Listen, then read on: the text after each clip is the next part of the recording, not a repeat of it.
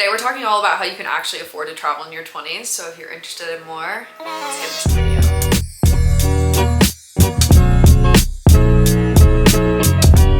Hi everyone, my name is Bailey Dean and I am a travel content creator on here, but mainly on TikTok and Instagram. If you want to see more of my day-to-day life, you can definitely find me more on those platforms. But here on YouTube, I have a lot more informational videos on how I actually make travel possible. I've been traveling for the past 3 years, almost full time now, ever since I graduated college in 2022. I've been backpacking around Europe, backpacking around Southeast Asia. I've been to yoga teacher training in Costa Rica, been to Guatemala, spent months in South Africa, went to surf camp in the Philippines, done the Hong Kong Loop in Vietnam. I've really been everywhere that I can in the last 3 years. And so now I'm putting together all my knowledge to help you guys actually make it a reality for yourself. Everyone always talks about how you should travel in your 20s and how it's the best experience ever. And I will completely second that, but no one actually tells you how to do it. So today I really want to break down how you can actually afford to travel in your 20s, because a lot of that does mean budget travel. It does mean saving a ton, and it does mean having your priorities in check about what's actually important to you and how you want to spend your money. So today's video is going to be split into 2 parts. The first part is the before you leave for the trip. So we're talking about saving,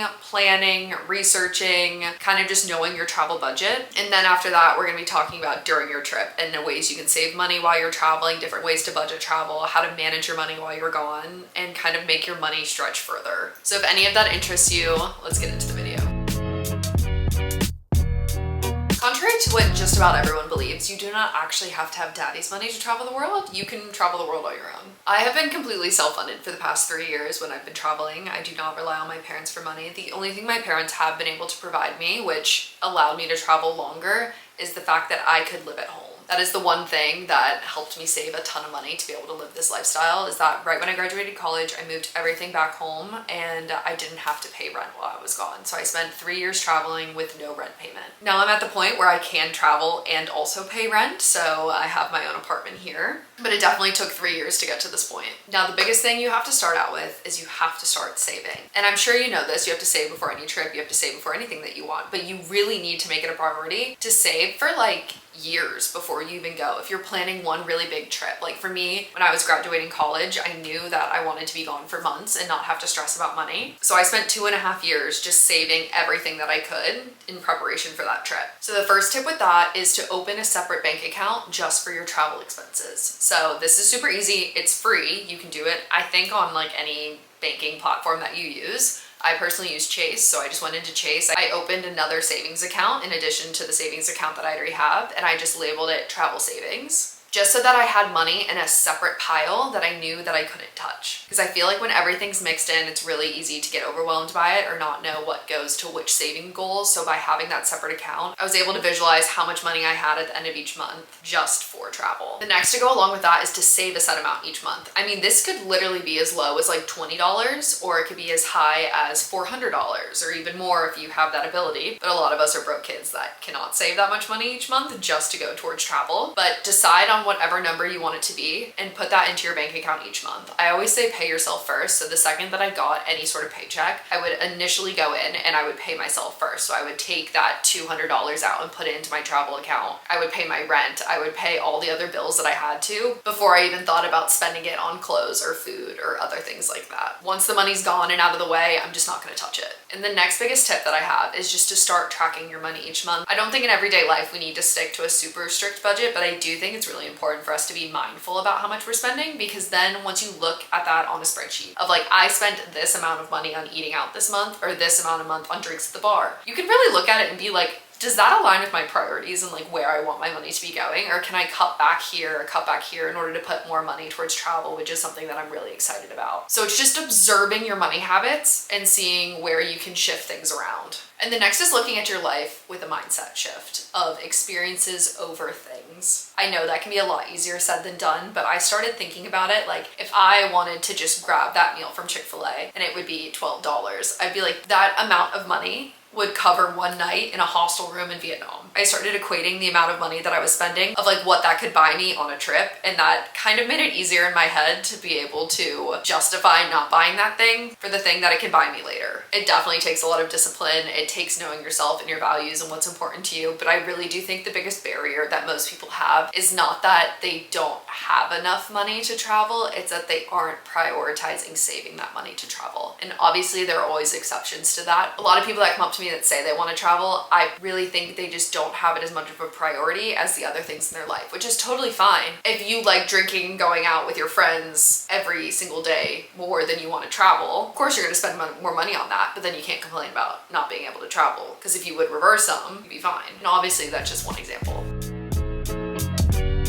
Next, you want to start looking at brief estimates of how much your trip is going to cost. So you want to start browsing Google Flights and looking at roughly how much your flight is going to cost. You want to start looking at a couple of the cities that you're going to, and you want to see what a hostel, Airbnb, or hotel will cost per night. You need to look at any big activities that you want to do and get the rough cost of that. And then you also want to look at other sorts of transport. So are you going to have to take trains between cities, buses between cities, maybe even hopper flights, and just kind of estimate those expenses. So once you have those 4 things, those are probably your biggest expenses on the trip, and you're able to get a rough budget on what you need to save and what you can expect to pay when you're gone. Now, when you're trying to decide where to go based on your budget, this can make a huge difference. When we're talking least to most expensive regions of the world to travel, your cheapest option is Southeast Asia. Hands down, it is the cheapest place, or it is the cheapest region of the world that you could probably travel in long term. From there, I would say Central America, but minus Costa Rica. Then it would be South America, then Europe, then Australia, then the US/Canada. That's how I'd go about ranking the different regions. So you can definitely keep that list in mind when you're trying to decide where to go if you want your dollar to stretch just a little bit further. When I went backpacking around Europe 3 years ago for 4 months, I spent roughly $9,000, and that's including my flights back and forth from the US. But if I was to take $9,000 to Southeast Asia, I could probably have traveled for like 8 months, 7 or 8 months easily, because it's so much more inexpensive than Europe is. And that was 3 years ago, because it's so much cheaper than what Europe is. I think a good rule of thumb to follow is if you're going for a month or longer, to save around $5,000. And you can obviously do it with less, and it could obviously be more expensive than that too, depending on the way that you like to travel. I will say that when you're thinking about saving, you need to save an emergency buffer. I have had 2 times now where I have had to buy emergency flights, either home, or if I had missed a previous flight or a flight got canceled, and I just needed that buffer of money to be able to get me home safely, or to get a hotel for the night, or just be able to be comfortable and not as stressed out in that emergency situation. And I will say that your emergency buffer should be the cost of a plane ticket home. So if you're in Europe, maybe $800 just to be safe. If you're going to Southeast Asia, you might need a little bit more than that. I just think having that emergency cash is so crucial, so that if an emergency did happen where you're having to go to the ER, or you're having to buy a flight home, or God forbid something even worse happens, you have money to keep yourself covered without feeling super stressed, or just not being able to get where you need to go safely.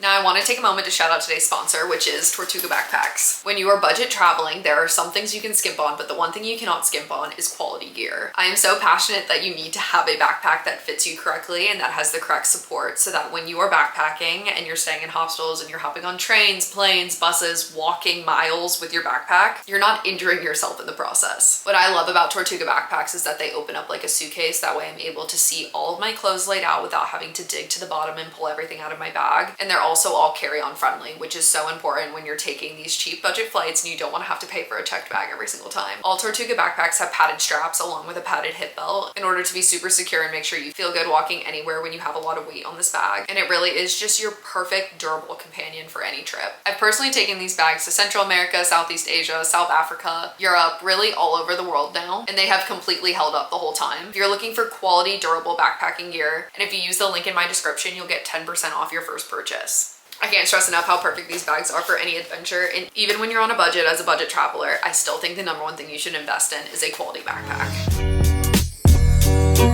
Now, when it comes to spending money on your actual trip, I want you to think of your rich life. This is a term that my friend Grace coined when we were talking about travel and how we like to spend our money. And it really is just thinking about what is most important to you when you're traveling and what isn't. This is because everyone has different priorities. So for me, some people really like eating out at fancy restaurants. Some people like staying at more of a luxury hotel or hostel situation. Some people like to Uber everywhere and forego public transport. Some people want to shop a lot. Some people like to go out clubbing, to bars, to a concert, any of those other types of activities. And when you're thinking about your rich travel life, you get to pick 2 to 3 of those things to rank as super important for you that you're willing to spend your money on, because then the other half of that list is places where you're going to try and save. So for me, I'll always spend more money on really unique experiences and also a slightly nicer stay, but I'll always take public transportation and I'll never pay for my seat on a flight. So there are certain ways that you can save money elsewhere in order to fund the things things that are more important to you when you're traveling. When you're on your trip, I also think it's really important to track your expenses. Once again, like I said before, in your daily life, it is just so important to know where your money is going. It'll also then help you save better in the future for future trips. You can keep it super simple and just put it in your notes app of this restaurant, I spent this much. The public transport today, I spent this much. Accommodation,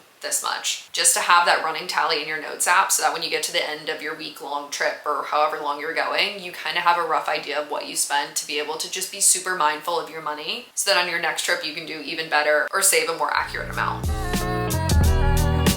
Now we're going to talk about travel credit cards that you're going to use on your trip. I personally use the Chase Sapphire. It's what I've used for 3 years. I love it. I get great points with it. They work with a lot of airlines so that you can use your points to pay for flights. It really is just the best card that I've personally found that coincides with the types of airlines that I normally fly. But you have to use a travel credit card when you're traveling, especially if you're going for long periods of time, because those foreign transaction fees add up. Every single purchase you make is going to have a foreign transaction fee on it if you do not use a travel credit card. So when you're looking for a credit card to take on your trip, that's like the main thing that you want to look for, is no foreign transaction fees. Along with that, you can use your normal debit card at ATMs abroad, but you can also get special debit cards for like international banks like Charles Schwab, or there's a couple more that I'll list here. I do not think that is necessary unless you're maybe traveling for a really, really long time in a part of the world where you know you're going to need a lot of cash, which would be like Central America, South America, or like Southeast Asia. Everywhere else, tap to pay on your phone will work perfectly fine. Just make sure you have that international travel credit card. I personally don't even have one of these debit cards. I just eat the ATM fees every single time. A lot of that is just because I'm too lazy to get it, and a lot of it is because I don't usually need to pull out cash that often. So just depends where you're going, what your needs are, and if you think that's important to you for traveling long term. When I am using an ATM, I do not like to walk around with a ton of cash on me at all times. So I usually only pull out like $200 at one time, unless you are in Southeast Asia or other countries where the conversion rate is just absolutely crazy, and then I was pulling out the max amount every single time because it would only be like 100 to 150 US dollars. You also have plenty of access to ATMs. You can just search them right on Google Maps so that you can find them in whatever city you're in. You do not need to do the currency exchange in the airports. It's just not necessary. A lot of times I feel like you get scammed in them, but that's just me. So I would usually avoid those at all costs, but you'll have plenty of access. Unless you need a crazy amount of money before a trip, you do not need to go to the bank and get cash beforehand. When you're actually traveling, there are so many ways to travel on a budget, or even potentially for free sometimes, depending. You can use programs like Worldpackers, Workaway, Woofing,